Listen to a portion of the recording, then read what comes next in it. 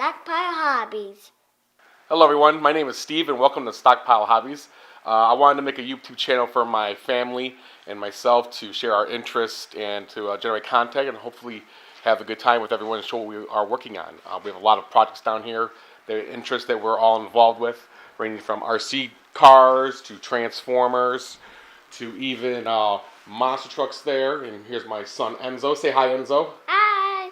So we're making some great videos for everyone, showing Enzo playing, but also some other interests as well, including stained glass creations that my wife does.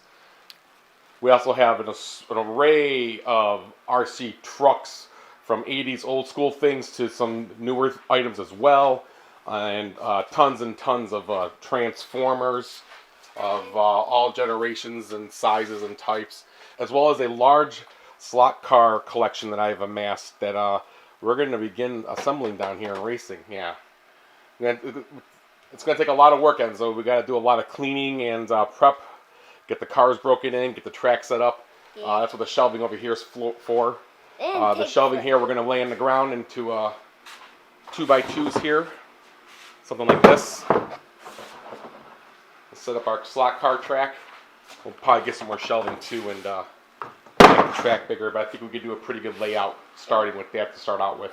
It's gonna take forever. Yeah, we also got to figure out the power needs of the track. The more track you use, the more power it's going to need. We're going to have to tap in some extra power points as well. So we can't use that much power to make them break.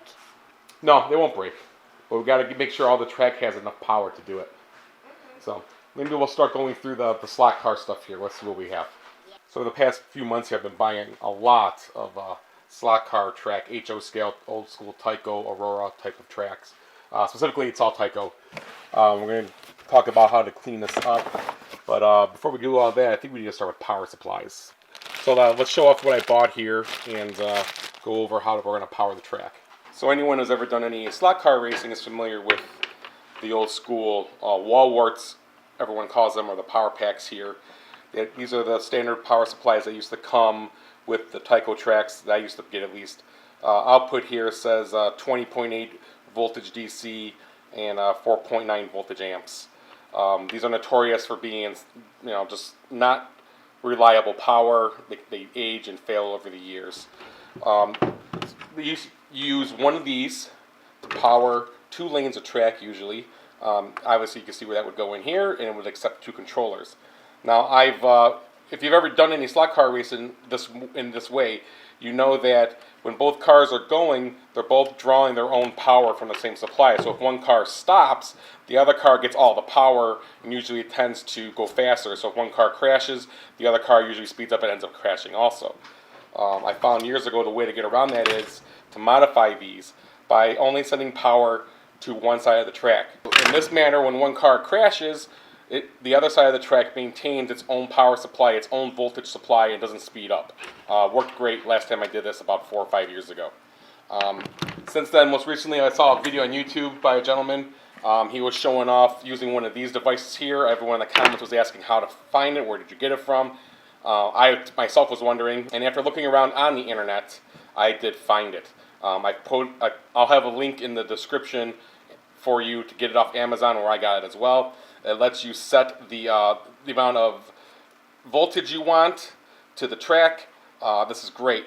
So you can independently control how much voltage you get going to the supply. It's really reliable. This is basically a standard laptop battery charger is what it is. So look for that link in the description. But we're going to be using these. I got 2 of them. I'm probably going to need 4 or 6 of them if I'm going to actually, even more if I'm going to use all that track over there. But which I kind of found out afterwards about, supplying power to long lengths of track. If anyone's got any ideas on how to better do all this, please let me know in the comments. This is a learning process for myself, and hopefully it's going to help anyone else out looking to start reliving the hobby or getting new people getting started in it as well. I also got this crazy thing which I've never used. It looks like it takes the same controllers and power. Looks like you can adjust the voltage level per track. This might be good when I go to race with Enzo, maybe, if I can give him a different power supply so that as he learns, he's not getting the full power of the car and flying off the track all the time. If anyone has any experience with one of these, let me know how to use it. I'd really appreciate it. So I've assembled a real simple oval track here, one of the simplest tracks you could probably make. Recently for Christmas, I did get one of these. A gentleman makes these, and he was selling on eBay, so I picked one up. It's to dyno and break in new cars. Now this is a really old car, it doesn't need to be dynoed in, but I'll just show this device off. Basically, it lets you power each side of the track here. So I'm going to give power to one side or both sides if needed, and then turn it on. As you see, it runs the car. And with the potentiometer here, you're able to adjust the amperage and voltage to the car. So this is great if you get a new slot car, you're able to break in the engine properly. You see, you can really crank up the juice on it depending on how you want it to go. I just had to add a little piece of cardboard here to help the magnet stay in place. The car was so strong it would start to move it a little bit, but real slick device. Being in the cars myself, I just had to have this. It's so cool. So wanted to show that off first, but so I am using the standard wall wart here. Looking at the track here, this all has to be clean. I think with some steel wool, I can go over and clean it. I think I just got to tape off the edges of the track with some painter's tape or some duct tape, and then hit it with some steel wool. But we're seeing here the car is getting juice for most of it. Let's see how far, if it actually gets around the track. Almost. And you see, that's the fun thing about building track, is making sure everything is nice and level, because any little interruptions will cause everything to go down.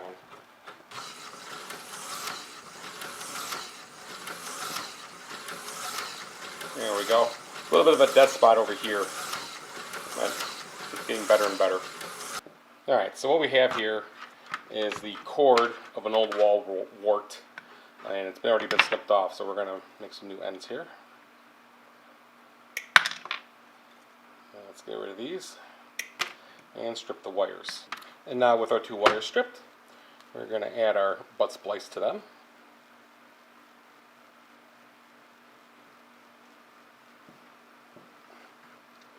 And after you crimped it on, give it a pull, make sure it's on there good. Do the same for the other wire. So as you saw, the laptop power supply comes with this adapter here, and it comes with a number of fittings for it. In the description you'll see I'll leave a link to the pigtail I actually bought, but it's meant to take one of these adapters here and then splice into the other side of the butt splices we made, and then we'll be able to plug that into our track. So the blue or white fittings seem to fit the best. I'm going to go with the white because it's the larger size and goes right in. That's how it looks. And now this end here will go into the other end of the laptop power supply.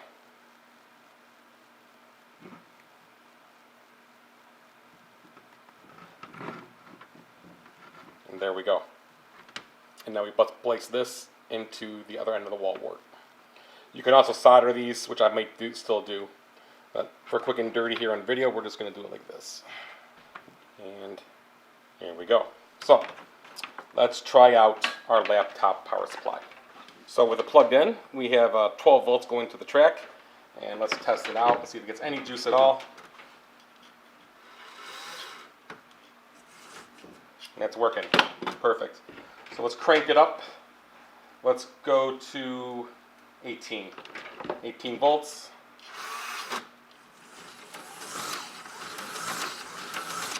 Pretty good, liking it. And you have the option here now to go all the way up to 24 volts or all the way down to 12. So let's put it on 12 and see how the car does. Not bad. If I go full, that's like full trigger here, but